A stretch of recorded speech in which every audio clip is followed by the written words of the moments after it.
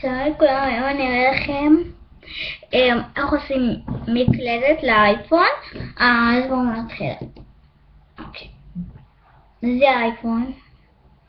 יש לי פתיחה, לא מעניין אותי שתראו לי את הכל. תראו, יש לי פה עכשיו סמיילים. ועכשיו, אם אתם רוצים גם כזה, אז תיכנסו להגדרות בבקשה. ותיכנסו דווקא, תיכנסו לכללי, ואז תרדו הכי למטה ותבדקו איפה יש פה מקלדת. אז אני לוחצת על מקלדת. כפי שאתם רואים, יש לי פה 3 מקלדות. אני לוחצת לעריכה ואני מוחקת את המקלדת של הסמיים. עכשיו, כדי להראות לכם שזה באמת נכון, אין לי סמיילים.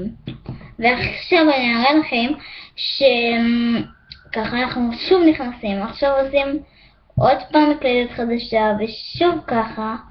ובבקשה, יש לנו פה מקלדת. ועכשיו נכנסים לזה. ותדעם, יש לנו מקלדת של סמיילים, מה שאתם רוצים. אז אני מקווה שאתם נהנתם.